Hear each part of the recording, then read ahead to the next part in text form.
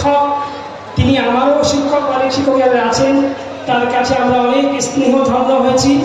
এবং দারুল দেওবন্দের আমরা আমাদের মাসে হয়তো বেশি গুরুত্ব দিই, নাজিমের দারুল একামা মানে হোস্টেল সুপার, সমস্ত বিভাগের উনি দায়িত্বশীল এবং অত্যন্ত আন্তরিক এবং খুব আল্লাহওয়ালা। পীর জুলফিকার সাহেব নকশবন্দি দামাত বরকাতুহুম পাকিস্তান, তার কাছে তিনি খেলাফত প্রাপ্ত এরকম একজন আল্লাহওয়ালা বুজুর্গ এবং আমরা পেয়েছি, তার জন্য আমরা আল্লাহর কাছে কৃতজ্ঞতা প্রকাশ করি। हम जानते हैं पूरी दुनिया के मशहूर तरीन दीनी इदारा और एशिया के अजीम तरीन दीनी दरसगाह दारुल उलूम देवबंद के मायनाज उस्ताद हदीस और फ़िक़्ह हज़रत मौलाना मनीरुद्दीन उस्मानी कासिमी दामद बरकातुहुम, जो मेरे उस्ताद मुहतरम भी हैं, जिनके पास हमने बहुत इल्मी इस्तिफ़ादा किए। यहाँ बहुत सारे असातिज़ा किराम भी हैं जो उनके शागिर्द रशीद हैं, तो हम उनको तारुफ़ मोहताज नहीं हैं, फिर भी हम कहते हैं कि आप आए तो बहार आया।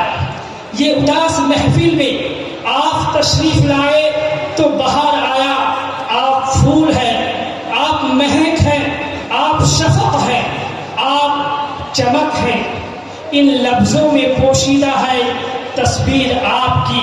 हज़रत वाला से मुअद्दिबाना पुरखुलूस दरख्वास्त है कि हमारे सामने अपने चुनिंदा अल्फाज और अपने इनके गहराई और गिराई से जो बात अल्लाह की तरफ से इल्क़ा हो हमारे सामने पेश फरमा कर हम सबको ममनून और मशकूर फरमाएं।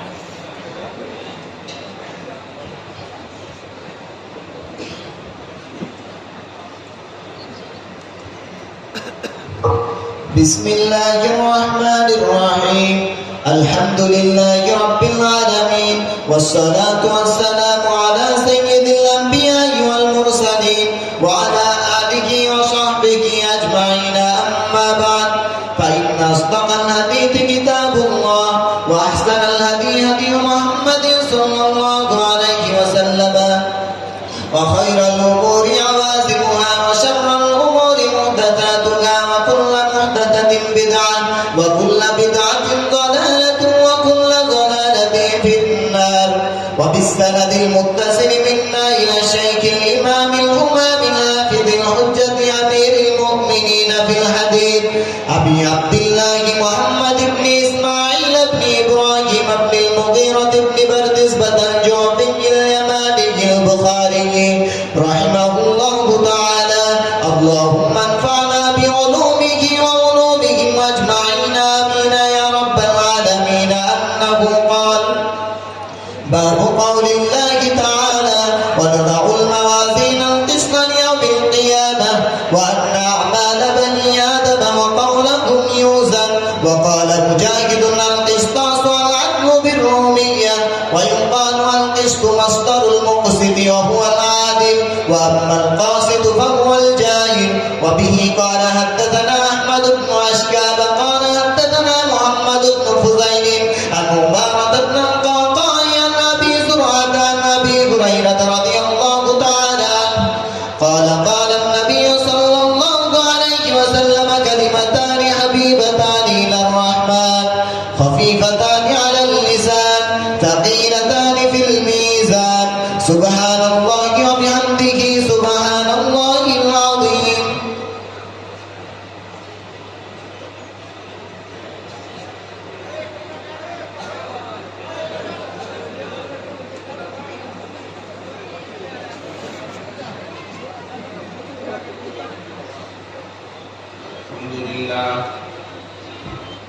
الحمد لله نحمده ونستعينه ونستغفره ونؤمن به ونتوكل عليه ونعوذ بالله من شرور أنفسنا ومن سيئات أعمالنا. من يهده الله فلا مضل له ومن يضلله فلا هادي له. ونشهد أن لا إله إلا الله وحده لا شريك له ونشهد أن سيدنا ونبينا وشفيعنا وحبيبنا وسندنا ومولانا محمدا عبده ورسوله وصلى الله تعالى على خير خلقه محمد وعلى آله وأصحابه أجمعين أما بعد معزز حاضرین کرام، علماء اعظام، میرے بزرگوں اور دینی بھائیوں اور عزیز طلبہ، یہ محفل اور مجلس بہت مبارک محفل اور مجلس ہے۔ یہ مجلس عام مجلسوں کی طرح نہیں ہے، یہ خاص قسم کی اور خاص انداز کی یہ محفل ہے جس کو ہم ختم تکمیل بخاری شریف کی مجلس کہتے ہیں۔ اس وجہ سے میں آپ کے سامنے سب سے پہلے طلبہ عزیز کے لیے کچھ گزارشات کروں گا، پھر اس کے بعد سب لوگوں کے حوالے سے کچھ عرض کروں گا۔ عزیز طلبہ، امام بخاری رحمۃ اللہ علیہ کی یہ کتاب شروع ہوئی ہے۔ امام بخاری رحمۃ اللہ علیہ نے اپنی کتاب کو وحی کے باب سے شروع فرمایا ہے اور اخیر کے اندر آیت کریمہ وَنَزَعُ الْمَوَازِينَ الْقِسْطَ لِيَوْمِ الْقِيَامَةِ پر اپنی کتاب کو ختم فرمایا ہے۔ امام بخاری رحمۃ اللہ علیہ نے ایسا کیوں کیا؟ سب سے پہلے نمبر پر امام بخاری رحمۃ اللہ علیہ نے اس بات کی طرف اشارہ فرمایا ہے، شریعت اور مذہب کا مدار اللہ تعالیٰ کے وحی اور قول پر ہے۔ شریعت صرف وہی صحیح ہے جو اللہ تبارک و تعالیٰ کی وحی کی بنیاد پر ہو اور قرآن کریم کی آیات کی بنیاد پر ہو۔ اگر شریعت اور مذہب اس سے ہٹ کر ہے تو وہ قابل اعتبار نہیں ہے۔ اس لیے امام بخاری رحمۃ اللہ علیہ نے شروع کے اندر باب الوحی کا عنوان قائم کر کے قرآن کریم کی آیت انا اوحینا الیک نقل فرمایا ہے، اور اصل امام بخاری رحمۃ اللہ علیہ نے آگے کتاب الایمان کو شروع فرمایا ہے اور یہ بتانا ہے کہ انسان کی کامیابی کا مدار ایمان پر ہے۔ ایمان کے بغیر انسان بالکل کامیاب نہیں ہو سکتا، بالکل طے ہے۔ اللہ تبارک و تعالیٰ نے واضح طور پر فرمایا کہ مومن وہی کامیاب ہے، انسان وہی کامیاب ہے جو اللہ تعالیٰ پر ایمان رکھتا ہو، اور ایمان مبنی اگر وحی پر ہے تو ایمان قابل قبول ہے، ورنہ وہ ایمان قابل قبول نہیں ہے۔ اس وجہ سے امام بخاری رحمۃ اللہ علیہ نے کتاب الایمان سے پہلے وحی کا باب رکھا اور اس کے بعد اپنی کتاب کو شروع فرمایا۔ امام بخاری رحمۃ اللہ علیہ نے اخیر کے اندر آیت کریمہ وَنَضَعُ الْمَوَازِينَ الْقِسْطَ لِيَوْمِ الْقِيَامَةِ کو ذکر فرمایا۔ اس میں اشارہ اس بات کی طرف کرنا ہے کہ آدمی کے لیے مبدأ یہ ہے کہ آدمی ایمان لے آئے جس کی بنیاد پر اس کو کامیابی ملنی ہے، اور اخیر میں امام بخاری نے آخرت کی طرف اشارہ فرمایا اور فرمایا دیکھو دنیا کی تمام کیے کا آپ کو حساب دینا ہے، آپ کی ایک ایک چیز وزن کی جائے گی، آپ جو کچھ عمل کر رہے ہیں اس بھری دنیا کے اندر ان سب کا آپ کو اخیر کے اندر حساب دینا ہے۔ اللہ تبارک و تعالیٰ کے یہاں انصاف کی ترازو قائم کی جائے گی، آپ کی ایک ایک چیز وزن کی جائے گی، آپ نے کیسا کیا ہے ان ساری چیزوں کا وزن ہوگا۔ اس لیے دوستو دنیا کے اندر جو کچھ بھی کرو یہ سوچ کر کرو تمہیں اخیر کے اندر اس کا حساب دینا ہے۔ اللہ تعالیٰ نے قرآن کریم میں ارشاد فرمایا ان البصر والفؤاد کل اولئک کان عنہ مسئولا، جو اپنی نگاہوں سے تم دیکھتے ہو، کانوں سے جو سنتے ہو، دل کے اندر جو محفوظ کرتے ہو، ان سب کے بارے میں تم سے قیامت کے دن سوال کیا جائے گا. ایک ایک چیز کا آپ کو حساب دینا ہوگا. امام بخاری یہ کہتے ہیں لوگوں دنیا کے اندر زندگی شوق سے گزارو، خوشی سے گزارو، لیکن یاد رکھنا منمانی زندگی مت گزارنا، خواہشات پر اپنی زندگی کو مت ڈالنا، اس لیے کہ آخر میں تم کو ساری چیزوں کا حساب بھی دینا ہوگا. اللہ تعالیٰ وَنَضَعُ الْمَوَازِينَ الْقِسْطَ لِيَوْمِ الْقِيَامَةِ کے اندر اس بات کی طرف اشارہ فرمایا. امام بخاری رحمت اللہ علیہ نے شروع کے اندر حدیث ذکر فرمائی ہے، انما الاعمال بالنیات، اعمال کا مدار نیتوں پر ہے. اخیر کے اندر امام بخاری رحمت اللہ علیہ نے فرمایا وہی عمل تمہارا وزنی ہوگا، وہی عمل اللہ تعالیٰ کے یہاں تم کو کامیاب کرے گا، وہی عمل اللہ تعالیٰ کی بارگاہ میں سرخ روئی عطا کرے گا جو عمل تمہارا اخلاص کی بنیاد پر ہوگا، نیت کے خلوص کی بنیاد پر ہوگا. اچھی نیت سے جو کچھ آپ نے عمل کیا ہے وہ قابل اعتبار ہوگا. اللہ تعالیٰ کے یہاں وہ عمل وزنی بنے گا. اگر آپ نے عمل کیا، اچھا عمل کیا، اچھی نیت سے کیا، یعنی اللہ کی رضا کے لیے. اچھی نیت سے مطلب، اخلاص سے مطلب یہ ہے اللہ کی رضا کے لیے آپ کا عمل ہو. آپ نے اگر مثلا کوئی نیک کام کیا، نماز پڑھی، زکات دی، صدقہ دیا، اللہ کی رضا کے لیے آپ نے دیا. آپ نے دارالعلوم کالیکا پور کے لیے چندہ دیا، اللہ کی رضا کے لیے آپ نے دیا، تو فرمایا یہ آپ کا دینا، اس محفل کے اندر دینا، قیامت کے دن یہ ساری محفل گواہ ہو جائے گی اس اللہ کے بندے نے اللہ کی رضا کے لیے دیا تھا. اللہ تعالیٰ کے یہاں وہ عمل اس کا بہت بھاری بن جائے گا.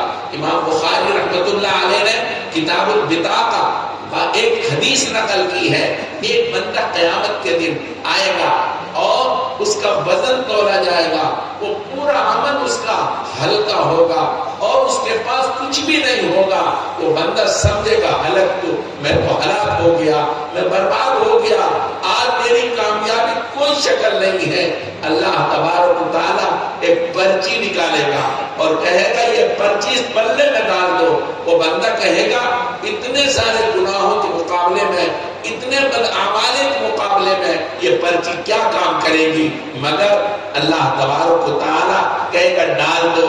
یہ تیری پرچی وہ ہے جس میں کلمہ لا الہ الا اللہ محمد رسول اللہ لکھا ہوگا اور اس نے وہ اخلاص سے اللہ کی رضا کے لیے اپنی زبان سے اس کلمے کو ادا کیا جائے گا، ادا کیا ہوگا. چنانچہ وہ پرچی اس پڑھنے میں ڈالی جائے گی اور وہ پرچی تمام کے مقابلے میں بھاری ہو جائے گی. اللہ تعالیٰ اس بندے کو کامیابی عطا کر دے گا. یہ اس کے اخلاص کی بنیاد پر اور خلوص نیت کی بنیاد پر، اگر اس نے ایک کلمہ صرف کہا تھا اس کی بنیاد پر وہ بندہ کامیاب ہو جائے گا. امام بخاری یہ کہتے ہیں دیکھو جو بھی عمل کرو، چھوٹا سے چھوٹا عمل، معمولی سا معمولی عمل، بڑا سا بڑا عمل، صرف اللہ کی رضا کے لیے کرو، اللہ کی خوشنودی کے لیے کرو، اللہ تعالیٰ کو راضی کرنے کے لیے کرو. یہ اللہ تبارک و تعالیٰ چاہتے یہ ہے اللہ کی رضا کے لیے ہو. امام بخاری رحمت اللہ علیہ نے یہ واضح فرمایا. دیکھو پہلے شروع میں ابتدا کے اندر کہتے دیکھو بندے نیت تم صاف ستھری کرو، اللہ کی رضا کے لیے کرو، اور پھر اخیر کے اندر امام بخاری نے فرمایا کہ وہ عمل جو اللہ کی رضا کے لیے خوشنودی کے لیے کیا جائے گا اللہ تعالیٰ کی بارگاہ میں وہ عمل بڑا مقبول بن جائے گا. میرے بھائی امام بخاری رحمت اللہ علیہ نے یہ اشارہ فرمایا. امام بخاری رحمت اللہ علیہ نے شروع کے اندر جو حدیث بیان فرمائی ہے وہ حدیث حمیدی کی ہے.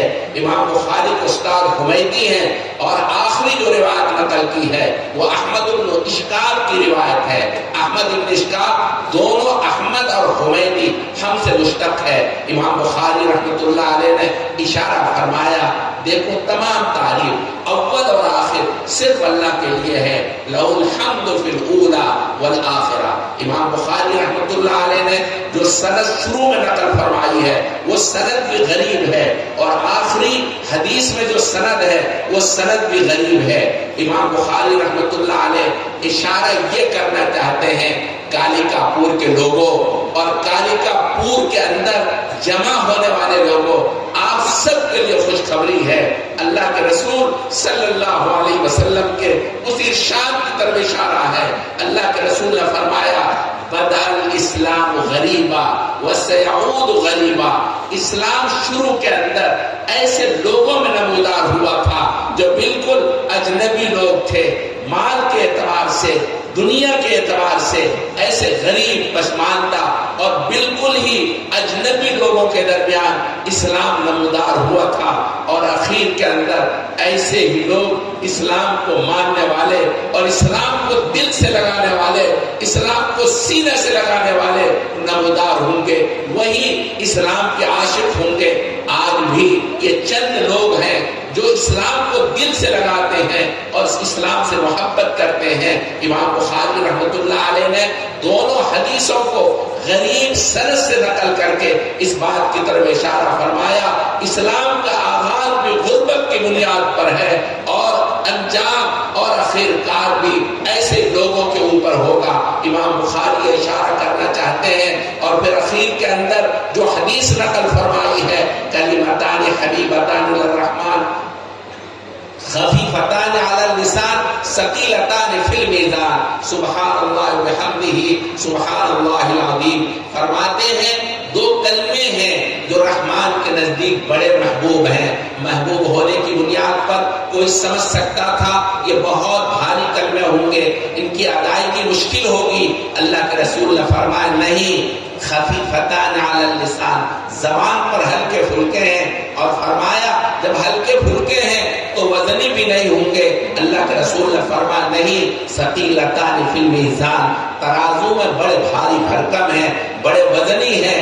اور وہ کلمہ ہے سبحان اللہ وبحمدہ سبحان اللہ العظیم. امام بخاری نے بخاری شریف کے اندر یہ روایت تین جگہ نقل فرمائی ہے. کتاب الدعوات کے اندر، کتاب الایمان والنذور کے اندر، تو آخری باب ہے باب قول اللہ عز وجل، اس کے اندر تین جگہ روایت نقل فرمائی ہے. اور کتاب الدعوات کے اندر امام بخاری رحمۃ اللہ علیہ نے فرمایا دیکھو غور سے سنو کالیکا پور کے لوگوں اور اطراف کے بسنے والے لوگوں. امام بخاری رحمۃ اللہ علیہ کہتے ہیں میرے محبوب صلی اللہ علیہ وسلم نے فرمایا کہ جو بندہ اس کلمے کو یعنی سبحان اللہ بحمدہ سبحان اللہ العظیم کو 100 مرتبہ دن میں پڑھ لے، اللہ تعالیٰ اس کے سارے گناہ معاف فرما دیں گے. اور سارے کے سارے حدیث کے الفاظ وَإِنْ كَانَ زَبَدَ الْبَحْرِ، اگرچہ اس کے گناہ سمندر کی جھاگ کے برابر ہو، اللہ تعالیٰ اس کے تمام گناہوں کو معاف فرما دیں گے. الگ یہ تفصیلات ہیں کہ ان کلموں کے اندر یہ اتنا وزن کیسے پیدا ہوا، یہ سب ایک تفصیلی بات، علمی باتیں ہیں. ٹائم کے پیش نظر میں عرض کر دوں امام بخاری رحمۃ اللہ علیہ نے اس بات کی طرف اشارہ فرمایا ہے. دیکھو بخاری شریف کی تکمیل کے بعد دعاؤں کا اہتمام کرنا، دعاؤں کا اہتمام اللہ تبارک و تعالی تکمیل بخاری شریف پر دعاؤں کو اللہ تعالیٰ قبول فرماتے ہیں. آپ سب کے سب خوش ہو جائیے کہ حضرت مولانا عبدالصمد صاحب نے اللہ تبارک و تعالیٰ کی بارگاہ میں قبولیت کے لیے یہ اجتماع منعقد کیا ہے. مولانا عبدالصمد صاحب قابل شکریہ ہیں اللہ تبارک و تعالیٰ کی طرف سے کہ انہوں نے اس کا نظم کیا اور ہم سب کی دعا کی قبولیت کے لیے یہ اجتماع منعقد کیا. امام بخاری رحمۃ اللہ علیہ نے بخاری شریف کے اندر روایت نقل کی ہے اگر کسی مجلس کے اندر اگر کوئی بندہ مجلس کے اخیر کے اندر یہ دعا پڑھ لے سبحان اللہ بحمدہ سبحانک اللہم و بحمدک اشہد ان لا الہ الا انت استغفرک و اتوب الیک، اللہ اس مجلس کے تمام گناہوں کے لیے اس دعا کو کفارہ بنا دیتے ہیں. انشاءاللہ اس وقت جو دعائیں ہوں گی اللہ تبارک و تعالی اس دعا کو بخاری شریف کی برکت سے قبول فرمائیں گے۔ بخاری شریف ایسی مجرب کتاب ہے، اور اس کی تکمیل کے بعد بخاری شریف کی بات تکمیل کے بعد قبولیت کے بارے میں بار بار مشائخ نے تجربہ کیا ہے۔ اصل وجہ یہ ہے امام بخاری رحمۃ اللہ علیہ نے اس کتاب کے جمع کرنے کے اندر جو اسباب اپنائے ہیں اس میں ہم سب کے لیے ترغیب بھی ہے، تلقین بھی ہے۔ امام بخاری رحمۃ اللہ علیہ نے اپنی اس کتاب کے اندر صحیح حدیثوں کو جمع کرنے کا آپ نے عزم فرمایا، اور اس شان سے جمع فرمایا کہ آپ نے سب سے پہلے اصول حدیث کی بنیاد پر حدیثوں کو پرکھا، حدیثوں کو پھٹکا، حدیثوں کو چھانٹا، اور اس کے بعد میں دوسرے نمبر پر انابت اللہ کا روش اپنایا۔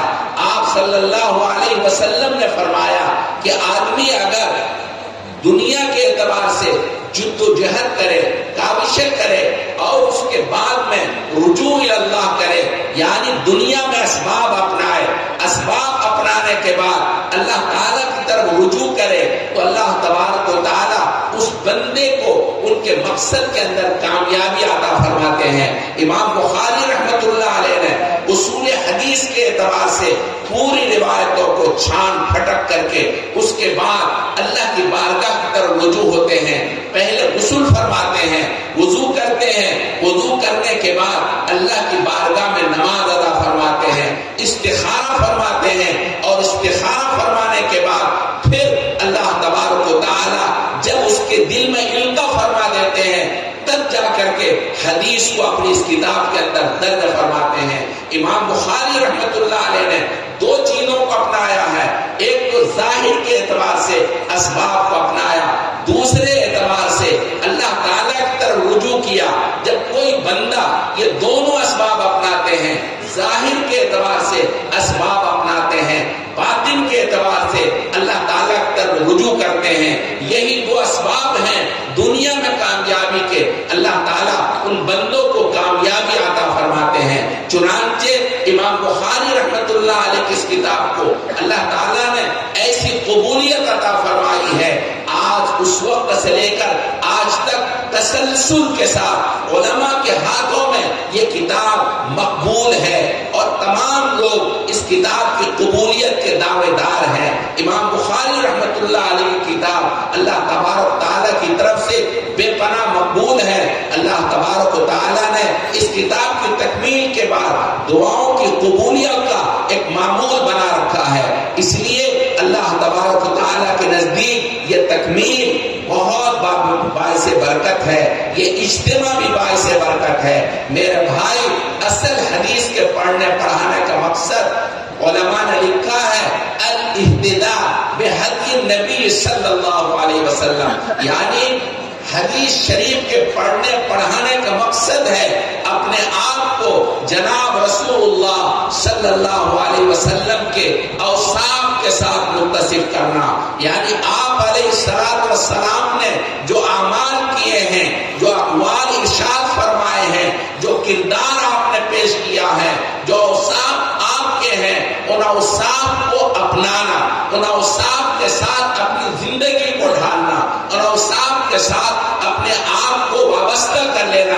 یہ مقصد ہے حدیث کے پڑھنے پڑھانے کا۔ اگر ہم نے اللہ کے رسول کی حدیث پڑھنے کے بعد احادیث مبارکہ کو اپنی زندگی میں اتار لیا، ہم حدیث کے پڑھنے اور پڑھانے میں 100% کامیاب ہیں۔ اور اگر آپ نے اللہ کے رسول کی حدیث کو پڑھا، اللہ کے رسول کی سیرت کو اپنایا نہیں، اللہ کے رسول کے اوصاف کو آپ نے چھوڑ دیا، تو گویا کہ آپ نے اللہ کی بارگاہ میں اپنے آپ کو ذلیل اور رسوا کر دیا۔ وہ آدمی اللہ تعالیٰ کی بارگاہ میں مقبول نہیں ہے جو اللہ کے رسول کی سیرت کو پڑھے، اللہ کے رسول کے اوصاف کو پڑھے، اللہ کے رسول کی سیرت اس کے سامنے آئے اور پھر اس پر عمل نہ کرے۔ دیکھو، حدیث غیروں نے بھی بہت پڑھی ہے، یہاں علماء موجود ہیں، عالم کی جماعت موجود ہے۔ المعجم المفرد لالفاظ الحدیث، حدیث کی بہت بڑی کتاب ہے، اور 6 بڑی اتنی بڑی جلدوں میں ہے۔ اس حدیث کتاب کا موضوع ہے یہ حدیث کہاں پر ہے، اس کتاب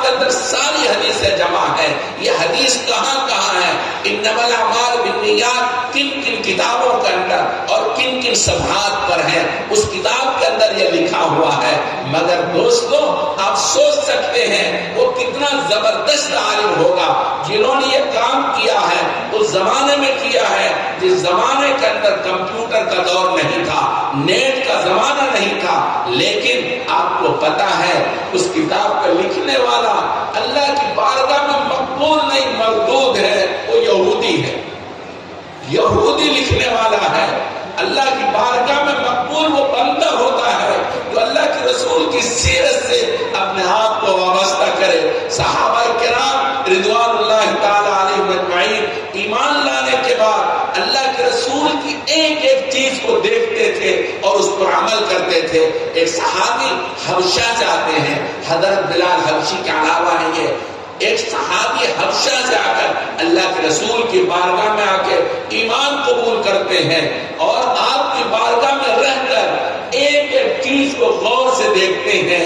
میرے محبوب کیسا پیرہن باندھتے ہیں، میرے محبوب صلی اللہ علیہ وسلم کیسے امامہ باندھتے ہیں، میرے محبوب صلی اللہ علیہ وسلم اپنے سر مبارک میں زلف کیسے رکھتے ہیں، بال کیسے رکھتے ہیں۔ میرے بھائیوں وہ صحابی ایک ایک چیز کو دیکھتے ہیں۔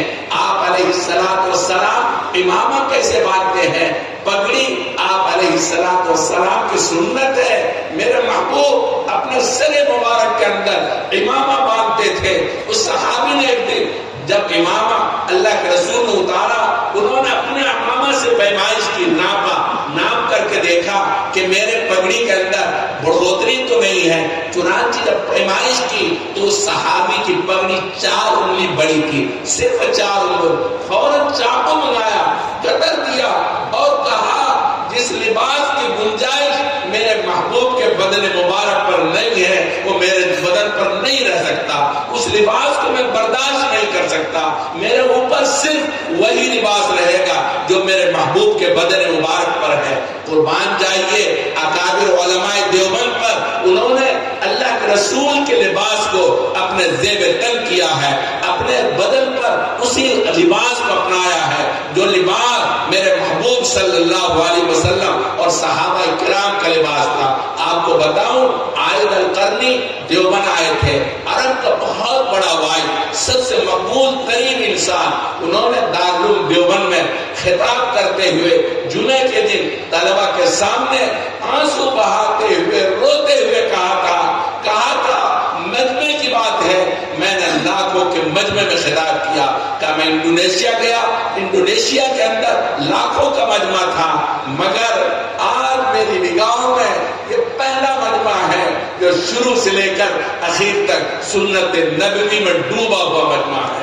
اللہ کے رسول صلی اللہ علیہ وسلم کے لباس کے اندر یہ ملبوس مجمع میری نگاہوں میں پہلی مرتبہ آ رہا ہے، تو اول سے لے کر آخر تک سارے کے سارے سنت میں ڈوبا ہوا مجمع ہے۔ میرے محبوب میں آپ یہ کر رہا تھا، وہ صحابی اللہ کے رسول صلی اللہ علیہ وسلم کی ایک ایک چیز کو دیکھتے ہیں اور اس پر عمل کرتے ہیں۔ آپ مسجد میں کیسے داخل ہوتے ہیں، مسجد سے کیسے نکلتے ہیں، ساری چیزوں کو دیکھتے ہیں اور اپنے بدن پر اس کو اتارتے ہیں۔ اخیر میں وہ صحابی اپنے محبوب صلی اللہ علیہ وسلم کے سر مبارک کو دیکھ کر پریشان ہوتے ہیں۔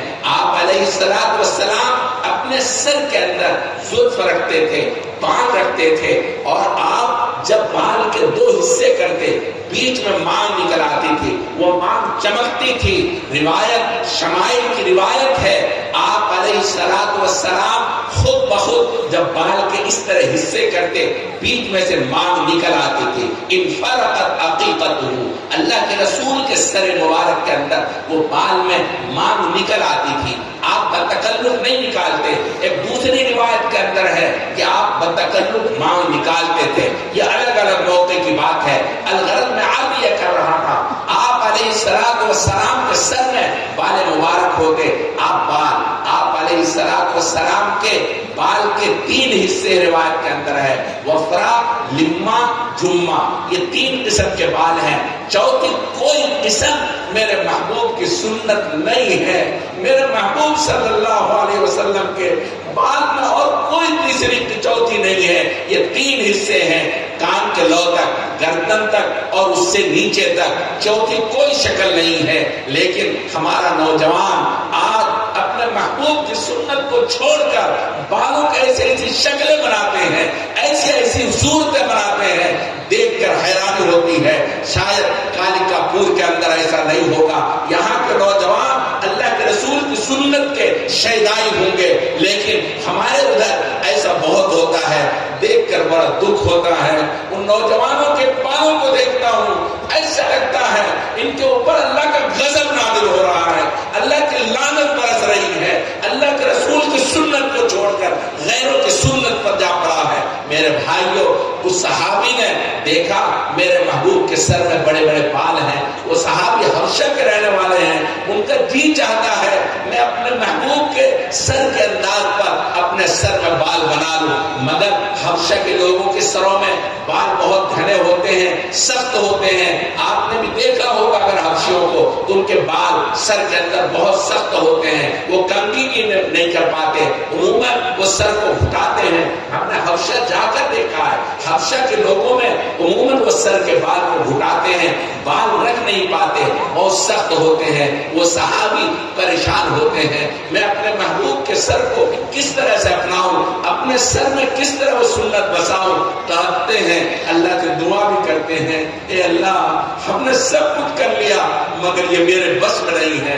उस सहाबी को एक दिन अजीब बात समझ में आती है, एक बात समझ में आई, उनको एक लोहा मिल गया, लोहे को जाके गर्म किया, जब लोहा लाल हो गया चिमटे से पकड़ा, अपने सर के बीचों बीच रख लिया, बाल जल गए, खाल जल गई, जख्म बन गया।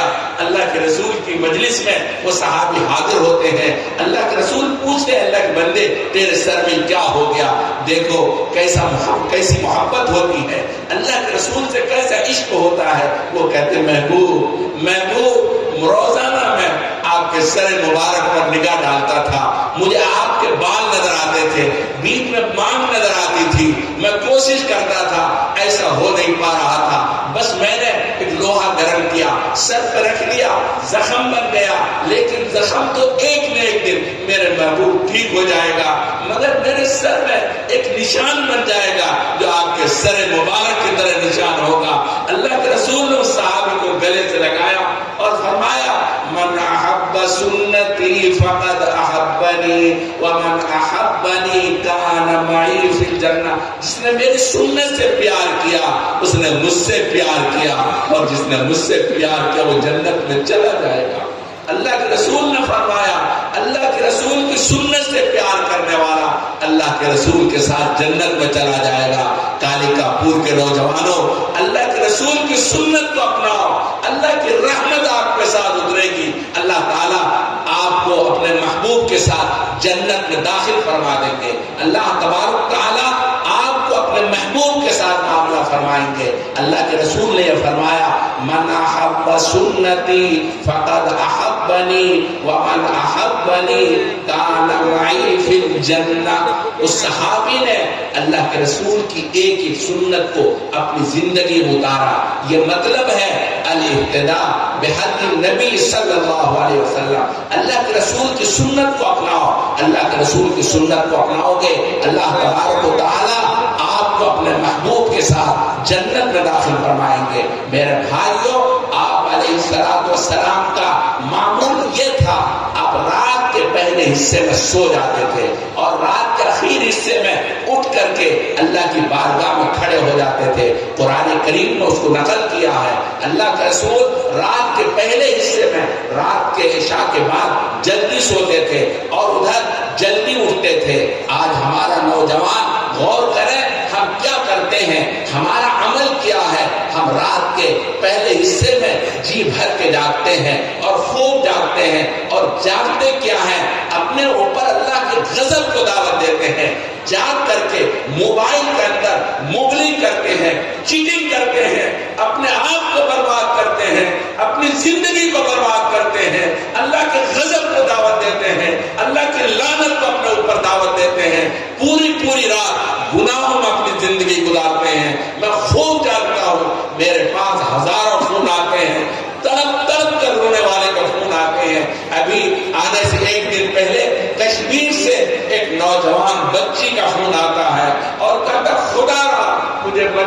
लीजिए, मुझे बचा लीजिए, मेरी जिंदगी अल्लाह के गजब में गुजर रही है।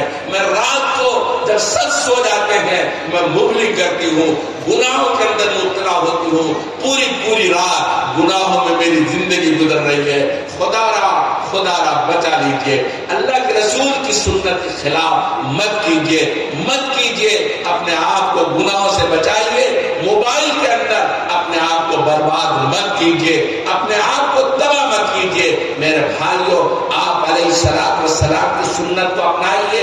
इंशाअल्लाह सुम्मा इंशाअल्लाह आपकी जिंदगी में इन्क़िलाब आएगा, आपकी जिंदगी के अंदर रहमत आएगी। उलमाए देवबंद हुज्जतुल इस्लाम मौलाना कासिम नानोतवी रहमतुल्लाह अलैह, दारुल देवबंद जिसके बानी है हजरत हुज्जतुल इस्लाम मौलाना कासिम नानोतवी रहमतुल्लाह अलैह, दारुल देवबंद के बानी है।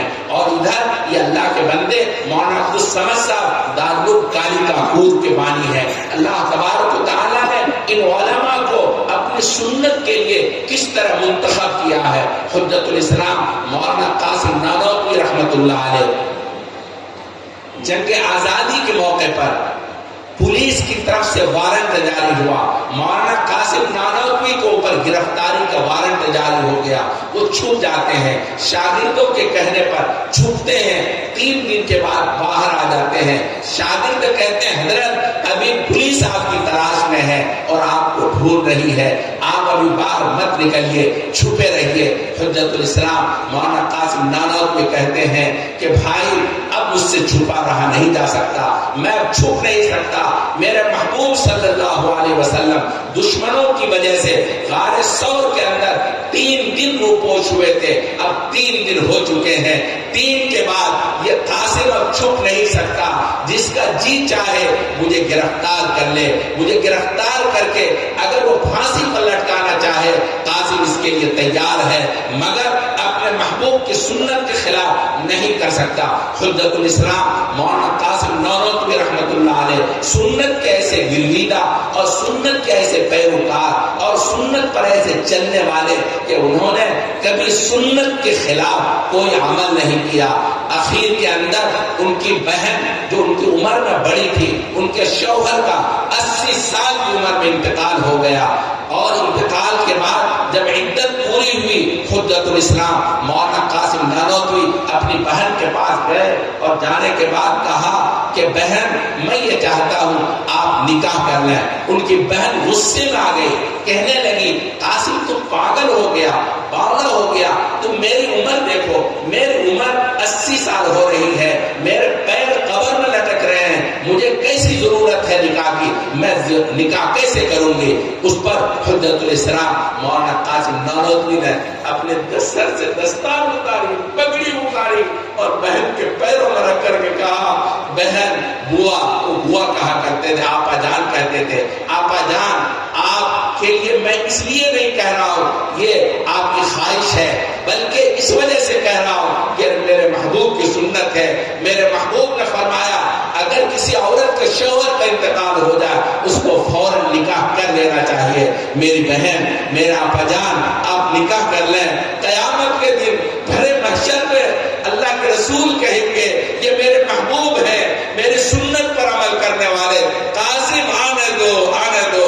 आपा-जान आप इस वजह से मेरी बात मान लीजिए, निकाह कर लीजिए। सुन्नत के ऐसे शायदाई हजरत शेखुल इस्लाम मौलाना हुसैन अहमद मदनी रहमतुल्लाह अलैह एक एक चीज अल्लाह के रसूल की सुन्नत को ऐसे अपनाते हैं, आपको हैरानी होगी। जब उन्होंने अपने घर पर चमन लगवाया, चमन के अंदर उन्होंने कीकर का दरख्त लगवाया, लोगों ने कल पूछा हजरत लोग तो चमन के अंदर फूल लगाते हैं, चंपा लगाते हैं, चमेली लगाते हैं, जूही लगाते हैं, गुलाब लगाते हैं, आपने कीकर का दरख्त लगा दिया। कीकर के दरख्त में तो कांटे होते हैं, आपने ऐसा क्यों किया। मेरे भाइयों, इन अकाबिर को देखिए, गौर से देखिए। हुज्जतुल इस्लाम मौलाना कासिम नानोतवी, शेखुल इस्लाम मौलाना हुसैन अहमद मदनी रहमतुल्लाह अलैह फरमाते हैं मैंने कीकर का दरख्त इसलिए लगवाया है कि मुझे جب تک یہ کیکر کا درخت رہے گا مجھے بیعت رضوان کا وہ منظر یاد رہے گا، اور مجھے اسلام کی بنیاد اور اسلام کی مضبوطیت کی یہ بات میرے سامنے رہے گی، اور میں اللہ کے شکر گزار بنتا رہوں گا۔ میرے بھائی، عجیب و غریب بات ہے، اللہ کے رسول کی سنت سے ایسی گروید کی ہے۔ میں نے استاد محترم حضرت مولانا سید ارشد صاحب مدنی سے پوچھا، اب وہاں کوئی کیکر کا درخت نہیں ہے، میں نے پوچھا حضرت یہ میں نے کتاب میں پڑھا ہے، کہاں پر وہ کیکر کا درخت تھا اور کہاں تھا؟ انہوں نے مجھے وہ جگہ دکھائی، کہا اس جگہ پر ان کے گھر کے اندر جو چھوٹا سا چمن تھا، فرمایا اس جگہ پر یہ کیکر کا درخت تھا، حضرت کی زندگی میں وہ رہا، بعد میں وہ درخت ہم لوگوں نے کاٹ دیا، اب وہ درخت نہیں ہے۔ میں اب یہ کہہ رہا تھا، حضرت شیخ الاسلام مولانا حسین احمد مدنی رحمت اللہ علیہ کے بخاری کا درس موجود ہے، وہ بہت ٹھہر ٹھہر کر کے پڑھاتے تھے، اس میں الفاظ ہیں کتاب المغازی، مغازی جمع ہے مغزہ کی، اس طرح ٹھہر ٹھہر کر کے الفاظ ادا کرتے تھے۔ اخیر سال کے اندر بخاری کے اسباق زیادہ ہوتے ہیں اور حضرت کے اسباق بھی ہوتے تھے، اس لیے اخیر میں پوری رات سبق ہوتا تھا۔ تو ایک شاگرد نے کہا حضرت اگر آپ تیز بولا کریں تو تیز بولنے کی وجہ سے سبق زیادہ ہوگا، مقدار زیادہ ہوگی، آپ ٹھہر ٹھہر کر بولتے ہیں جس کی وجہ سے سبق کی مقدار کم ہوتی ہے۔ اس پر شیخ الاسلام مولانا حسین احمد مدنی رحمت اللہ علیہ نے عجیب بات ارشاد فرمائی، عجیب فرمایا اور فرمایا بھائیو بچوں تم یہ سمجھتے ہو میں بتکلف ایسا بولتا ہوں، ایسا نہیں ہے، میں نے بہت مشق کی ہے اور مشق کرنے کے بعد میں اس پر قادر ہو سکا ہوں۔ میرے محبوب صلی اللہ علیہ وسلم ٹھہر ٹھہر کر بولا کرتے تھے، میں نے مشق کی، کوشش کی، میں اپنے محبوب کی اس سنت پر عمل پیرا ہو جاؤں اور اپنے محبوب صلی اللہ علیہ وسلم کی سنت پر عمل کرنے کے لیے مشق کرنے کے بعد میں اس پر قادر ہو سکا ہوں، ٹھہر ٹھہر کر کے میں بولنے پر قادر ہوں۔ آپ علیہ السلام الفاظ کو ٹھہر ٹھہر کر ادا کرتے تھے جس کی بنیاد پر تمام لوگوں کو اچھی طرح سمجھ میں آتا تھا، اس لیے میں نے ایسی مشق کی ہے۔ بچوں دیکھو سبق کی مقدار زیادہ ہو یا کم ہو مجھے اس کی پرواہ نہیں ہے، میں اپنے محبوب کی سنت کے خلاف نہیں کر سکتا، میں تو ایسے ہی اپنی سنت پر عمل کروں گا۔ میرے بھائیوں مجھے کہنا یہ ہے علماء دیوبند ایک ایک سنت پر اس طرح عمل پیرا ہوتے ہیں۔ حضرت مولانا سلطان الحق صاحب دارالعلوم دیوبند کے ناظم کتب خانہ تھے، ان کی ایک بات سناتا ہوں۔ ان کے گھر کے اندر ان کا گھر مشہور تھا، یہ یتیم خانہ ہے۔ ایک مرتبہ ایسا ہوا رات کے 10 بجے دیوبند میں ایک گلی سے رکشے پر گزر رہے ہیں، ایک گلی کے اندر ایک عورت ہے اپنے 2 بچوں کے ساتھ 10 بجے رات میں دھاڑے مار کے رو رہی ہیں، بہت پریشان ہیں اور بہت رو رہی ہیں۔ مولانا سلطان صاحب اپنے رکشے کو روکتے ہیں اور روکنے کے بعد اس عورت سے پوچھتے ہیں کہ تم اتنی بڑی رات میں اس گلی کے اندر بیٹھ کر کیوں رو رہی ہو، کیا مسئلہ ہے، تم کیوں اتنا پریشان ہو؟ اس پر اس عورت نے جو بات سنائی، کالیکاپور کے لوگوں غور سے سنو، دل دہل جاتے ہیں، ہمارا سماج ایسا ہی ہے، ہمارا معاشرہ ایسا ہی ہے۔ اس عورت نے بتایا کل رات میرے شوہر کا انتقال ہوا، آج دن میں تدفین ہوئی، آج میرے دیور نے یعنی شوہر کے بھائیوں نے اس اندھیری رات کے اندر میرے 2 معصوم بچوں کے ساتھ گھر سے باہر نکال دیا۔ اب ہمارے پاس کچھ بھی نہیں بچا، ہماری سمجھ میں نہیں آتا اتنی بڑی اندھیری رات کے اندر میں کہاں جاؤں۔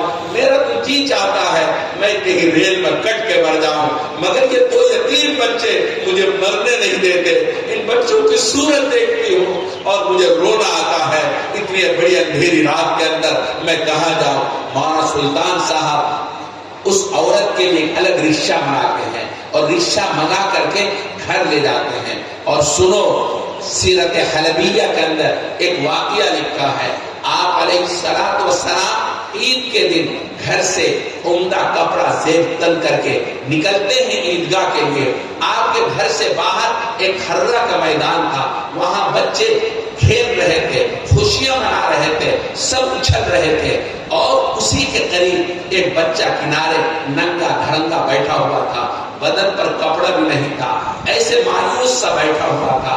اللہ کے رسول صلی اللہ علیہ وسلم وہیں پر اپنا سفر روک کر اس بچے کے پاس جاتے ہیں۔ سیرت حلبیہ میں لکھا ہے آپ اس بچے کے پاس ایسے بیٹھتے ہیں جیسے نماز میں بیٹھا کرتے ہیں، اور جا کر کے اس بچے سے بڑے پیار کے انداز میں فرماتے ہیں، پیار بھرے انداز میں کہتے ہیں، بیٹا کیا بات ہے، ان بچوں کے ساتھ تم کیوں نہیں کھیل رہے ہو، ان بچوں کے ساتھ تم کیوں نہیں خوشیاں منا رہے ہو؟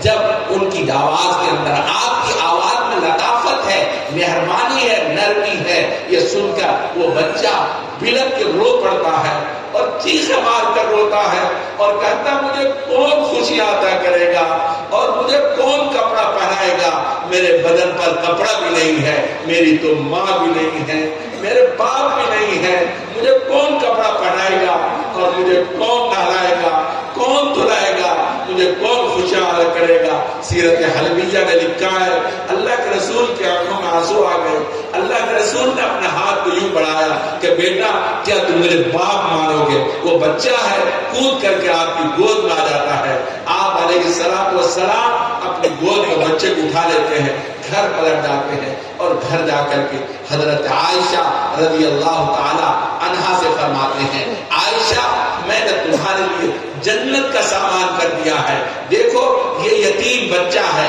لاڈلا ہے، تم ان کو نہلاؤ دھلاؤ اور حسن حسین کے عمدہ کپڑوں میں سے جو کپڑا اس کے بدن پر آ جائے وہ کپڑا اس کو پہنا دو، میں نے تمہاری جنت کا سامان کر دیا۔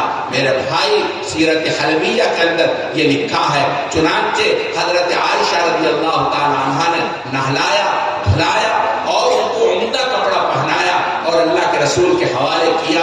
اللہ کے رسول نے ان کو اپنی گردن پر بٹھا لیا، ان کو اپنی گردن پر بٹھا کر دونوں بچوں کو ان کے خود نواسے ایک ہاتھ پکڑ کے چل رہے ہیں اور وہ یتیم لاڈلا اللہ کے رسول کی گردن پر ہے۔ آپ نے فرمایا انا وکافل الیتیم کہاتین، فرمایا میں اور یتیموں کی کفالت کرنے والے جنت کے اندر اس طرح ہوں گے۔ آپ جانتے ہیں یہ مدارس کی بنیاد اسی بنیاد پر پڑی ہے۔ سب سے پہلے حجت الاسلام مولانا قاسم نانوتوی رحمۃ اللہ علیہ نے جنگ آزادی میں کتنے بچے یتیم ہو گئے، ویران ہو گئے، دیہاتوں کے اندر عورتیں پریشان، بچے یتیم۔ آپ نے جا کے اعلان کیا کہ لوگوں آپ ہمیں اپنے بچے کو دے دو، میں آپ کے بچوں کو پڑھاؤں گا، ایک اچھا شہری بناؤں گا، ایک اچھا مسلمان بناؤں گا۔ میرے بھائیوں مدارس کی بنیاد ایسے بچوں کی کفالت کے لیے وجود میں آئی ہے۔ اللہ تبارک تعالی ہمارے ان اکابر کو جزائے خیر عطا فرمائے جنہوں نے تن من دھن کی بازی لگا کر مدارس کو جنم دیا اور مدارس کو وجود بخشا۔ آج اللہ تعالیٰ کا فضل و کرم ہے، مدارس کے ذریعے سے ہندوستان نہیں پوری دنیا کے اندر ایک عمدہ شہری تیار ہو رہے ہیں۔ میں عرض کر رہا تھا حضرت مولانا سلطان الحق صاحب رحمۃ اللہ علیہ ان بچوں کو اور اس عورت کو اپنے گھر لے جاتے ہیں اور گھر لے جانے کے بعد رات کے اندھیرے میں اپنی بیگم سے جا کہتے ہیں، بیگم بعینی وہی جملہ ارشاد فرماتے ہیں جو جملہ آپ علیہ السلام نے حضرت عائشہ سے فرمایا تھا، کہا کہ بیگم دیکھو میں نے تمہارے جنت کا سامان کر دیا، یہ یتیم لوگ دو بچے یتیم لاڈلے ہیں، ان کی پرورش کرو اور پرورش کر کے جنت کما لو۔ میرے بھائی علامہ حالب اسی کہا ہے، وہ یتیموں کا والی غلاموں کا مولا، وہ یتیموں کا والی غلاموں کا مولا۔ آپ علیہ السلام یتیموں کے والی تھے، غلاموں کے مولا تھے۔ آپ علیہ السلام یتیموں کی پرورش کرنے والے۔ میں عرض کر رہا تھا علماء دیوبند سنت نبوی کے خوگر آپ علیہ السلام کی ایک ایک سنت کے عمل کرنے والے۔ آپ کو پتا ہے علماء دیوبند میں حضرت شیخ الہند مولانا محمود الحسن دیوبندی رحمۃ اللہ علیہ، مولانا سلطان الحق صاحب رحمۃ اللہ علیہ، ان کا حال یہ تھا ان کے گھر کے اندر यतीम बच्चों के खाने थे, मदरसे वाले बच्चे आकर खाना खाते थे, खाना घर से ले जाते थे। एक मरतबा ऐसा हुआ, मौलाना सुल्तानुल हक साहब के घर में कहीं से बाहर से खीर आई, मौलाना मदरसे से आए, उनके सामने उनकी बीवी ने खीर पेश कर दिया, खा लिया। खाने के बाद पूछा, हमारे यतीम बच्चों को खाना दिया, खीर दी थी? कहा खीर तो बाहर से आई और अभी आई है कि थोड़ी सी है। उस पर मौलाना सुल्तानुल हक साहब बरहम हो गए, रोने लगे, कहने लगे आज तक मैंने हराम खाना नहीं खाया था, तुमने मुझे हराम खाना खिला दिया।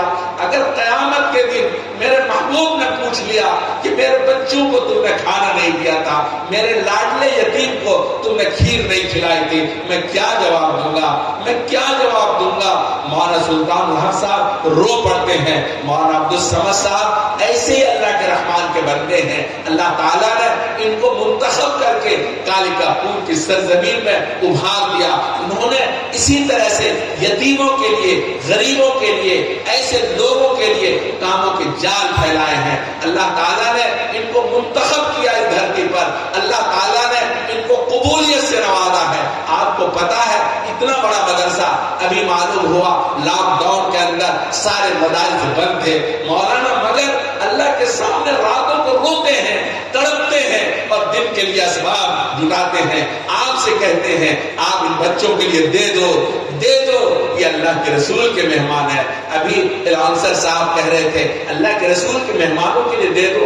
आप जानते हैं दोस्तों ये कैसे मेहमान हैं, अल्लाह के रसूल के कैसे मेहमान हैं।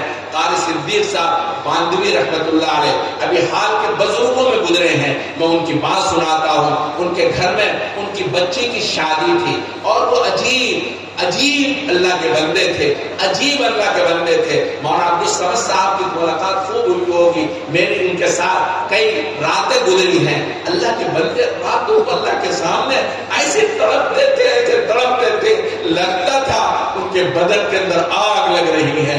इस तरह तड़पते थे अल्लाह के सामने रोते हुए, मैंने अपनी निगाहों से देखा है। कारी सिद्दीक साहब बांदवी रहमतुल्लाह अलैह की बच्ची की शादी है और इधर शादी वो कहीं प्रोग्राम में चले गए। उन्होंने तमाम मदरसे की दावत कर रखी थी, तलबा की भी, असातिज़ा की भी। 1 बजे गर्मी का दिन है, वापस आए, सामने एक बच्चा मिलता है, मदरसे तालिबे इल्म है। वो पूछते बेटा खाना खाया? वो बच्चा कहते नहीं, रोने लगता है, कहते नहीं अभी तक खाना नहीं खाया, खाना नहीं खिलाया, खाना नहीं दिया। चुनांचे हजरत को जलाल आ गया, जलाल आ गया, गुस्सा आ गया। अपने बड़े बच्चे जिस वक्त जिम्मेदार है, हबीब नाम है, कहा हबीब कहाँ है? हबीब, हबीब को बुलाओ, हबीब को बुलाओ। जब आ गए पूछा इन बच्चों को खाना क्यों नहीं दिया, इन बच्चों को खाना क्यों नहीं खिलाया? सुनो कालिकापुर के लोगों, उनके बच्चे कहते हैं, यानी हबीब साहब कहते हैं अभी मेहमान नहीं आए, बस जलाल आ गया। फरमाना कौन मेहमान, कैसा मेहमान, कौन मेहमान, कैसा मेहमान? क्या इससे बढ़कर कोई मेहमान होगा? ये तो मेरे महबूब के मेहमान हैं, अल्लाह के रसूल के मेहमान हैं, अल्लाह के रसूल के मेहमान हैं। क़यामत के दिन अगर अल्लाह के रसूल ने मुझसे पूछ लिया सिद्दीक, सिद्दीक तुमने मेरे मेहमान को भूखा रखा था, सिद्दीक क्या जवाब देगा? सिद्दीक क्या जवाब देगा?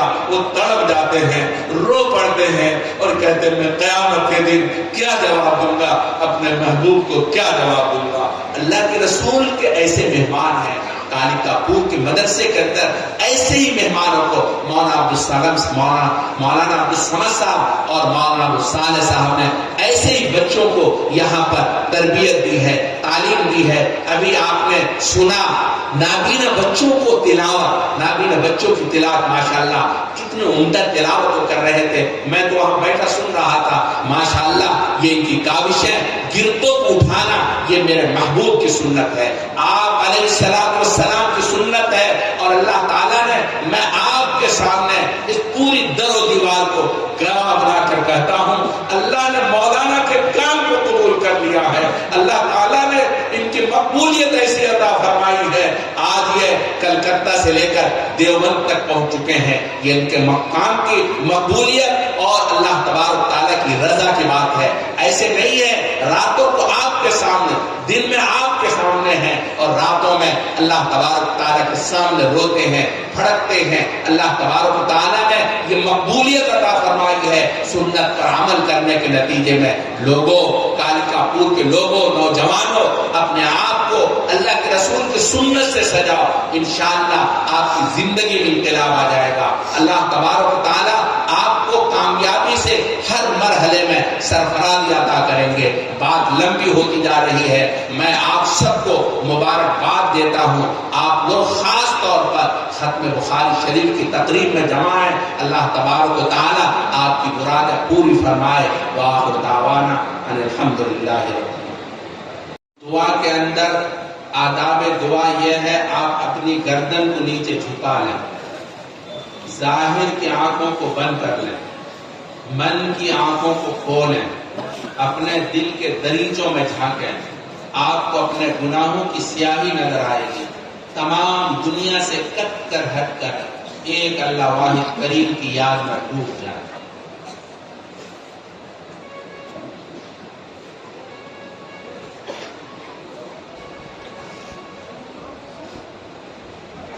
ला इलाहा अल्लाहुम्मा लकल हम्दु व लकश शुक्र, अल्लाहुम्मा लकल हम्दु हम्दन कमा यंबगी लिजलाली वजहिक व अज़ीम सुल्तानिक, अल्लाहुम्मा लकल हम्दु हम्दन दाइमन मा दवामिक, अल्लाहुम्मा लकल हम्दु हम्दन खालिदन मा खुलूदिक, अल्लाहुम्मा लकल हम्दु हम्दन ला मुंतहा लहु दून इल्मिक, अल्लाहुम्मा सल्लि अला सय्यिदिना मुहम्मद व अला आलि सय्यिदिना मुहम्मद व बारिक व सल्लिम। रब्बना ला तुज़िग़ क़ुलूबना बाद इज़ हदैतना व हब लना मिन लदुनका रहमा इन्नका अंतल वहाब। रब्बना फ़ग़फ़िर लना ज़ुनूबना व कफ़्फ़िर अन्ना सय्यिआतिना व तवफ़्फ़ना मअल अबरार। रब्बी करीम, हम सरापा गुनहगार हैं, सर के बाल से लेकर पैर के नाखून तक गुनाहों में डूबे हुए हैं। रब्बी करीम, हमने दिन के उजालों में और रात के अंधेरों में गुनाह किए हैं। हमने छोटे भी गुनाह किए हैं, बड़े भी गुनाह किए हैं, ज़ाहिरन भी गुनहगार है, बातिनन भी गुनहगार है। हम गुनाहों की रस्सियां हैं, हमारा अंग अंग गुनाहों में डूबा हुआ है।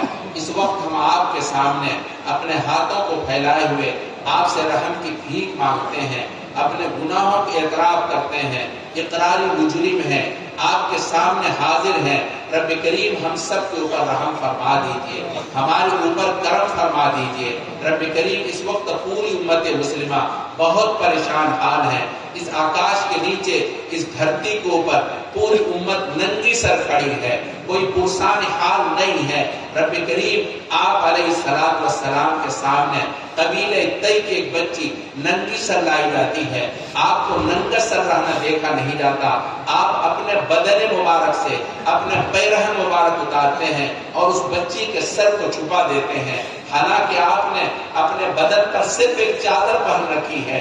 आप नंगे बदन हो जाते हैं, उस बच्ची के सर को छुपा देते हैं। रब्बे करीम, वो तो करीम थे, आप करीमों के करीम हैं, आप करीमों के करीम हैं।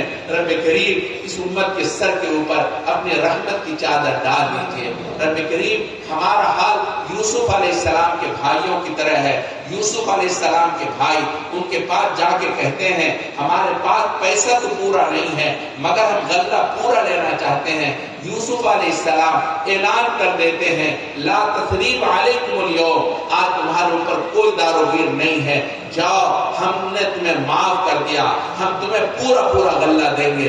रब्बे करीम, ये पूरा मजमा आपके सामने आया हुआ है, अपने घरों से आया है, पांव चलकर आया है, आपके सामने अपने हाथों को फैलाया हुआ है। रब्बे करीम, एक मर्तबा हम सब के ऊपर एक मोहब्बत भरी निगाह डाल दीजिए, एक मोहब्बत भरी निगाह डाल दीजिए, ऐलान कर दीजिए, मेरे बंदे जाओ, ला तसरीब अलैकुमुल यौम, जाओ, तुम्हें माफ कर दिया। रब्बे करीम, हमारा हाल उस अंधे फकीर की तरह है जो मांगता मांगता मस्जिद के दरवाजे पर पहुंच गया, अंदाजे से महसूस किया ये बड़ा दरवाजा है, किसी अमीर कबीर का घर मालूम होता है, अगर ये दरवाजा आज हमारे खुल जाए, हमारे घर से फक्र दूर हो जाएगा। ہمارے گھر میں بھوک سے بچے بلبلا رہے ہیں، ان کا بلبلانا ختم ہو جائے گا، اس امید پر اونچی صدا لگائی اور زور زور سے دستک دینی شروع کی۔ دستک دیتے دیتے جب کوئی جواب نہ ملا، وہ اندھا فقیر کہنے لگا یہ گھر والا کتنا بخیل کنجوس مکھی چوس ہے، یہ جواب دینا بھی پسند نہیں کرتا، یہ ہمیں کیا بھیک دے گا، یہ کہہ رہا تھا۔ ادھر سے ایک اللہ کے بندے نے دیکھا یہ اندھا فقیر مسجد کے دروازے پر صدا لگا رہا ہے، اس نے زور سے آواز دے کر کہا وہ اللہ کے بندے تو کہاں صدا لگا رہا ہے، تجھے کون جواب دے گا، یہ تو اللہ کا گھر مسجد ہے، تجھے کون جواب دے گا، یہ تو اللہ گھر مسجد ہے۔ یہ سننا تھا۔ اس اندھے فقیر نے اپنے کاسہ گدائی کو زمین پر پٹک دیا، توڑ دیا اور زور سے روتے ہوئے یہ کہنا شروع کیا پیارے اللہ، پیارے اللہ، جب آپ نے اپنے در پر بلا لیا ہے میں آپ کے در سے اب کہیں نہیں جاؤں گا، آپ کے در سے بھیک لے کر جاؤں گا، آپ کے در سے بھیک لے کر جاؤں گا۔ پیارے اللہ، یہ مجمع آپ سے رحمت امید لے کر بیٹھا ہے، اس امید پر بیٹھا ہے۔ یہ تقریب تکمیل بخاری شریف کی محفل ہے، اس میں تو دعاؤں کو سنے گا، اس امید پر یہ پورا مجمع آپ کے سامنے آ گیا اور تیرے محبوب کے گھر دارالعلوم کالی کا پور میں آ گیا۔ رب کریم اس امید پر آیا، یہاں تیرے خاص بندے بیٹھے ہیں اور تیرے خاص علماء ہیں، یہاں تو رحمت نازل کرے گا۔ رب کریم اس امید پر یہ مجمع بیٹھا ہوا ہے۔ رب کریم ایک محبت بھری نگاہ سے اس مجمع کو دیکھ لیجئے، رب کریم ایک محبت بھری نگاہ سے دیکھ لیجئے، ایک رحمت بھری نگاہ اس مجمع پر ڈال دیجئے۔ رب کریم یقیناً ہم آپ کو بھول چکے ہیں، مگر آپ ہمیں مت بھولیے، رحم کر اپنے عنایِ کرم کو بھول جا۔ ہم تجھے بھولے ہیں لیکن تو نے ہم کو بھول جا۔ خار ہیں، بدکار ہیں، ڈوبے ہوئے ذلت میں ہیں، کچھ بھی ہیں لیکن تیرے محبوب کی امت میں ہیں، خلق کے راندے ہوئے، دنیا کے ٹھکرائے ہوئے آئے ہیں تیرے در پر ہاتھ پھیلائے ہوئے۔ رب کریم ہم نے اپنے ہاتھوں کا بھیک کا کٹورا بنا رکھا ہے، رب کریم اس کٹورے میں کرم کی بھیک دے دیجئے۔ پیارے اللہ کرم کی بھیک دے دیجئے۔ رب کریم ہمارا حال اس معصوم سے بچے کا ہے جو بچہ اپنے کپڑے کو غلاظت میں خراب کر لیتا ہے، باہر نکلتا ہے، لوگ ڈانٹتے ہیں، پھٹکارتے ہیں، کہتے بھاگ جا، تیرے کپڑے سے بدبو آ رہی ہے، تیرے کپڑے میں پخانہ لگا ہوا ہے۔ وہ معصوم سا بچہ ہے، وہ رو پڑتا ہے، تڑپنے لگتا ہے، لوگ کی ڈانٹ سن کر وہ سمجھتا ہے یہ پورا مجمع بے رحم دل ہے۔ رب کریم وہ بچہ رو پڑتا ہے، ایک سہارا ماں کی طرف دوڑ پڑتا ہے اور ماں کو رو رو کر آواز دینے لگتا ہے، زور زور سے پکارنے لگتا ہے، فریاد کرنے لگتا ہے، آواز دیتا ہے امی امی امی، ساری دنیا نے مجھے دھکا دے دیا، ممی آپ دھکا مت دینا، ممی ممی ساری دنیا نے دھکا دے دیا، ممی آپ دھکا مت دینا، ممی آپ دھکا مت دینا، ممی ساری دنیا نے مجھے دھکا دے دیا۔ ممی کی ممتا تڑپ اٹھتی ہے، وہ دوڑ پڑتی ہے، اپنے بچے کو گود اٹھا لیتی ہے، سینے سے لگاتی ہے، چمکاتی ہے، بار بار بوسہ لیتی ہے اور کہتی بیٹا دیکھو میں تجھے برباد ہونے نہیں دوں گی، میں خود برباد ہو سکتی ہوں۔ پیارے اللہ ایسا لگتا ہے ہمارے گناہوں کی بدبو کی وجہ سے ساری دنیا نے میں دھکا دے دیا، کوئی ہم سے پیار نہیں کرتا، اللہ کوئی پیار نہیں کرتا، اللہ کوئی پیار نہیں کرتا، اللہ اے پیارے اللہ کوئی پیار نہیں کرتا، اللہ آپ ہی ہم سے پیار کر لیجیے، اللہ اے اللہ پیار کی گود اٹھا لیجیے، اللہ پیارے اللہ اے پیارے اللہ اپنے پیار کی گود اٹھا لیجیے، اے پیارے اللہ اپنے پیار کی گود اٹھا لیجیے۔ اللہ ایسا لگتا ہے اللہ آپ ہم سے ناراض ہو گئے، اے پیارے اللہ اگر آپ ہم سے ناراض ہو گئے ہمارا کیا بنے گا؟ دنیا والے پرندوں کو پکڑتے ہیں، پہلے مارتے ہیں، ذبح کرتے ہیں، پھر آگ پر بھون کر کھاتے ہیں۔ پیارے اللہ اگر آپ اسی طرح ناراض ہیں ہمارا کیا بنے گا؟ آپ ہمیں زندہ جہنم کی آگ میں پھوڑ ڈالیں گے، اللہ زندہ جہنم کی آگ میں بھون ڈالیں گے، اللہ معاف کر دیجیے، اللہ اے پیارے اللہ معاف کر دیجیے، اللہ معاف کر دیجیے، اللہ اے اللہ عہد کرتے آپ سے اب گناہ نہیں کریں گے، اللہ یہ پورا مجمع آپ کے سامنے رو رہا ہے، اللہ رحم فرما دیجیے۔ اے ماؤں سے بڑھ کے پیار تیرا، ماؤں سے بڑھ کے پیار تیرا، تیرے سوا کون میرا، میرے میرے آنسو سوالی ہے تیرے کہ گر رہے دامن میرے. اللہ معاف کر دیجئے, اللہ معاف کر دیجئے, اللہ معاف کر دیجئے پیارے اللہ. اے اللہ معاف کر دیجئے اللہ. یہ علماء آپ کے سامنے ہاتھ پھیلائے ہوئے ہیں. علماء نے اپنے ہاتھوں کا بھی کے کٹورا بنا رکھا ہے. علماء تیرے خاص بندے ہیں. آپ نے امام محمد سے کہا تھا محمد اگر تجھے جہنم میں ڈالنا ہوتا اب اپنی صفت علم سے تجھے سرفراز نہ کرتے. آپ نے علماء کو صفت علم سرفراز کر کے آپ نے ان کو منتخب لوگوں میں شمار کر رکھا ہے. رب کریم علماء نے اپنے ہاتھوں کا بھی کا کٹورا بنا رکھا ہے. رب کریم جو علماء کس طرح امت کے بچوں کے لیے در در ٹوکرے کھاتے ہیں. رب کریم لوگوں کے سامنے جا کر اپنے ہاتھ پھیلاتے بھیک مانگتے ہیں. حالانکہ انہوں نے کبھی اپنی سلبی اولاد کے لیے کسی سے پیسہ نہیں مانگا ہوگا, مگر امت کے بچوں کے لیے دوسروں کے سامنے ہاتھ پھیلاتے ہیں. وہ پتہ نہیں کیسی کیسی باتیں سناتے ہیں. رب کریم علماء کو جزائے خیر سے نواز دیجیے. رب کریم ان کو بہترین بدلے سے نواز دیجیے. رب کریم اپنے فضل و کرم سے اس ادارے قبول فرما لیجیے. اس ادارے کی نصرت غیب سے فرما دیجیے. رب کریم یہاں علماء کو خوب خوب اپنی رحمت سے نواز دیجیے. رب کریم یہ بچے جنہوں نے آج تکمیل بخاری شریف کی ہے, رب کریم ان کے علم قبول فرما لیجیے. ان کو اپنے کام میں لگا لیجیے.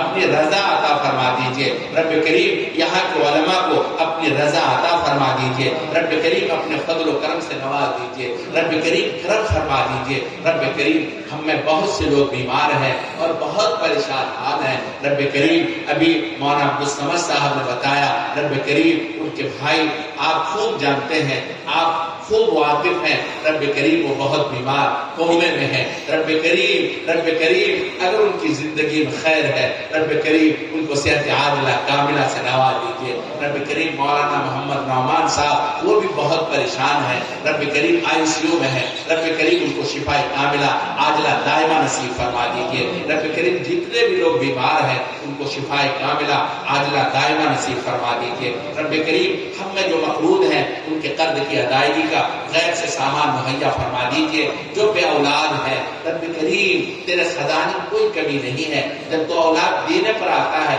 بڑھاپے میں حضرت زکریا علیہ السلام کا اولاد سے نوازتا ہے. رب کریم اپنے ان بندوں کو جو اولاد سے محروم ہے نیک صالح اولاد عطا فرما دیجیے. نیک صالح اولاد عطا فرما دیجیے. بہت سے اولاد والے ہیں, اولاد کی وجہ سے نافرمانی کی وجہ سے بہت پریشان ہے. رب کریم ان کے اولاد نافرمان ہے, ان کے اولاد کو نیکوکار بنا دیجیے. مطیع و فرما بردار بنا دیجیے. آنکھوں کی ٹھنڈک بنا دیجیے. بہت سے گھروں کے اندر بچیاں شادی کے قابل بیٹھی ہیں, ان کا رشتہ رکا ہوا ہے, ان کے والدین پوری رات تڑپتے ہیں, نیند نہیں آتی. رب کریم اپنے فضل و کرم سے ایسے والدین پر ترس کھا لیجیے. اس بچی کی زندگی پر رحم کھا لیجیے. ان کے رشتے کا انتظام فرما دیجیے. بہت سے میاں بیوی نا اتفاقی ہیں, جھگڑے ہیں, دونوں پریشان حال ہیں. رب کریم میاں بیوی کو محبت میں شیر و شکر بنا دیجیے. ان میں محبت پیدا فرما دیجیے. ایسی محبت جیسی محبت آدم حوا میں پیدا فرمائی, ایسی محبت جیسی محبت ابراہیم الصافرہ میں پیدا فرمائی, ایسی محبت جیسی محبت حضرت علی اور فاطمہ میں قائم فرمائی, ایسی محبت جیسی محبت اماں خدیجہ, اماں عائشہ اور آپ علیہ السلام کے درمیان قائم فرمائی. رب کریم میاں بیوی کو محبت میں شیر و شکر بنا دیجیے. میاں بیوی کو محبت میں شیر و شکر بنا دیجیے. بہت سے ہمارے نوجوان جیلوں میں ہیں, وہ بہت پریشان ہیں, ان کے والدین اپنے نوجوان بچوں کی وجہ سے پریشان حال ہیں. رب کریم ان کو جیل سے رہائی نصیب فرما دیجیے. بہت سے لوگ غلط قسم کے مقدمات میں ماخوذ ہیں, رب کریم ان کو مقدمات سے نجات عطا فرما دیجیے. بہت سے ہمارے نوجوان بڑی بڑی ڈگریاں لے ہوئے نوکری کی تلاش میں ہیں, نوکریاں ان کو نہیں مل رہی ہیں. رب کریم اپنے فضل و کرم سے جب ان کی ڈگری کے حاصل کرنے کا نمبر آیا, والدین نے فاقہ کر کے ان کو ڈگریاں دلائی. پھل کھانے کا وقت آیا, آفسوں کے چکر میں پڑ گئے. رب کریم ایسے نوجوانوں پر رحم کھا لیجیے, ان کو نوکریاں دلا دیجیے. رب کریم بہت سے لوگ معاشی پریشانی میں مبتلا ہے, رب کریم اپنے فضل و کرم سے ان کو حلال معاش نصیب فرما دیجیے. رب کریم آپ ہم سے ناراض ہو گئے, ایسا لگتا ہے آپ ناراض ہو گئے اور اپنی اپنی خاص نعمت ایمان کو چھیننا شروع کر دیا۔ رب کریم ہمارے بہت سے نوجوان بچے اور بچیاں ایمان سے محروم ہو رہی ہیں، رب کریم ہمارے ایمان کی حفاظت فرما لیجیے، رب کریم ہمارے ایمان کو مت چھینیے، ہمارے ایمان کی حفاظت فرما لیجیے، ہمارا خاتمہ ایمان پر فرما دیجیے۔ رب کریم کلمہ پڑھتے پڑھتے عمر گزر گئی، داڑھی سفید کر بیٹھے، دل سیاہ کر بیٹھے، رب کریم ہمیں کلمے کی حلاوت کب نصیب ہوگی؟ رب کریم ہمیں کلمے کی حلاوت نصیب فرما دیجیے، تلاوت کی لذت نصیب فرما دیجیے، نماز کی حضوری نصیب فرما دیجیے، سجدے کا سرور نصیب فرما دیجیے، ذکر و شکر والی زبان عطا فرما دیجیے، حیا والی آنکھ نصیب فرما دیجیے، محبت والا دل عطا فرما دیجیے، ہڈی ہڈی بوٹی بوٹی سے اپنے ذکر کو جاری فرما دیجیے، اطاعت والا جسم نصیب فرما دیجیے، آخری پہر کے اندر مناجات کی لذت نصیب فرما دیجیے، آخری پہر کے اندر مناجات کی لذت نصیب فرما دیجیے۔ رب کریم ہم سب کو اپنی رضا عطا فرما دیجیے۔ ربنا تقبل منا انك انت السميع العليم، صلی اللہ تعالی علی خیر خلق محمد وعلى آله وصحبه اجمعین برحمتک۔